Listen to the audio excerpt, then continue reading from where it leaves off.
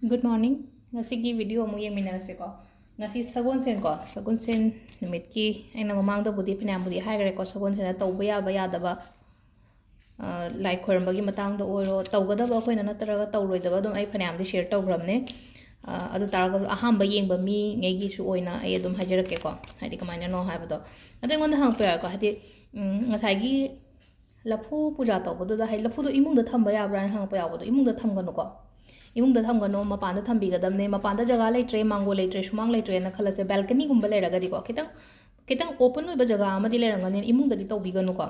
imungda thana dena ka adumba potu de imungda thamba haragadi imungi indoor plan ne na tongana leina ko haide koina ta pungtha tulsi thaningen imungda thaba su yaba na tena ko kitang jaga haide khara open oiba jaga gumba da thamgadaba pambi du de koina imungda thambigano haide tonganba imungda tham haide indoor plan ne tongan lakpan adumba thambadi ka shu kaide aduga sugumba poti haide imungda thamdu thambi thamaga su haide kuina hingba ngamoiba ngagi nungsa magi phanggadaba hawa nushito phangdragadi aduga puja tawudung sa imungda tawgadaba te mapanda tawigadabne aduga karam kanda tawba yagadage hanga nungdang tawroi ko nungdang tawroi ayuk khatang tawgadabne ayuk se ko ayuk yam nganna mak natraga su pung baro mamangda tawbiyo ko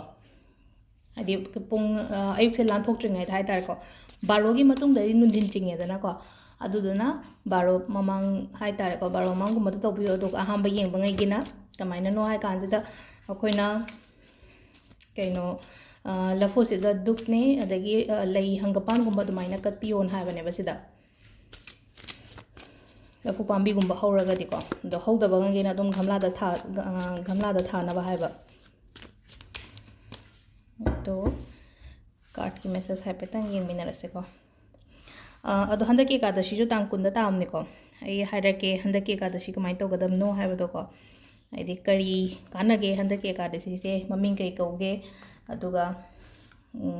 akoina kai kai tawya gadage haiba do ko ado handaki ka da si yam phasu phai ko aduduna ai watling eda dum hairake ngasi si tang se tra tra yormale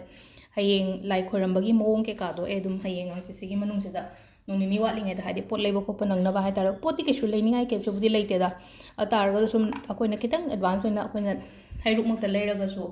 khara hana leihobuduna phaina ko adugi da maktani koina haise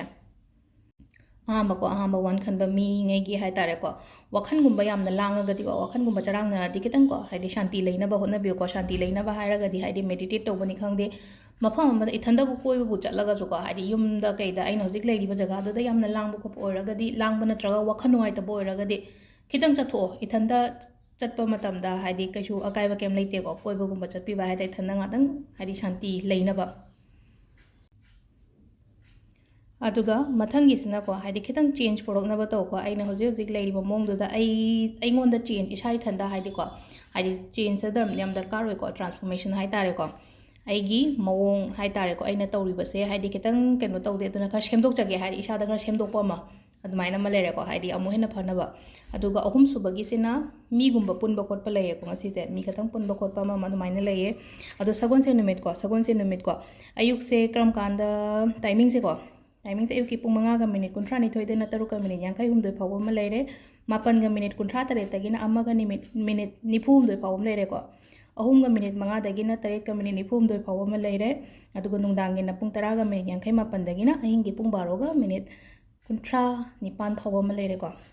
adu sagon sen numit se akoina yellow gumba set piyo ko yellow set piyo अखोई nga hen ba gumba sum kemta ga leitraga di ko sagon sen se nga hen biu ko sagon sen nga hen ba se am phai akhoi imungda kai ngai gi akhoi gi lakshmi changna ba khona ba ama leire na ko adu masu leire aduga kok tumba phi shuba aina hana su tobi gano hai gre ko kok tumba gumba phi shuba gumba su gumba se tobi rano keno no mese da ko akhoi gi sagon sen no mese da aduga yari ngai yellow ma chu sire na biu akhoi gi lai khoirambada lei katpada oiro natraga even chaba phawbada hai tare ko chanabada hangapan changwa machu kya myam leina ko hangapan changwa machu hairaga di kogi awathabi hairase adagi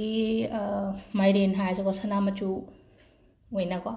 mairen leire adagi hawai oiraga su yellow gumba gi pot ju consume to bayam phai ko aduga sel thungi oiraga di mingon da paisa pithok piganu ko aduga pithok piganu haise pot leibadi ke shukai de aduga haide sen achobu gumba di mingon da pidana ba to biwa sagon sen numit se ꯑꯗꯨꯒ ꯂꯛꯁꯃꯤ ꯄꯨꯖꯥꯒꯨꯝꯕ ꯐꯖꯅ ꯇꯧꯕꯤꯌꯣꯀꯣ ꯍꯥꯏꯗꯤ ꯁꯤꯁꯤꯅ ꯑꯩꯈꯣꯏꯒꯤ ꯂꯥꯏꯐꯇ ꯌꯥꯝꯅ change ꯂꯥꯛꯀꯅꯤ ꯁꯤ ꯂꯩꯔꯦ ꯉꯁꯤꯒꯤ ꯑꯩꯈꯣꯏꯒꯤ ꯚꯤꯗꯤꯑꯣꯁꯦꯀꯣ ꯊꯦꯡꯛ ꯌꯨ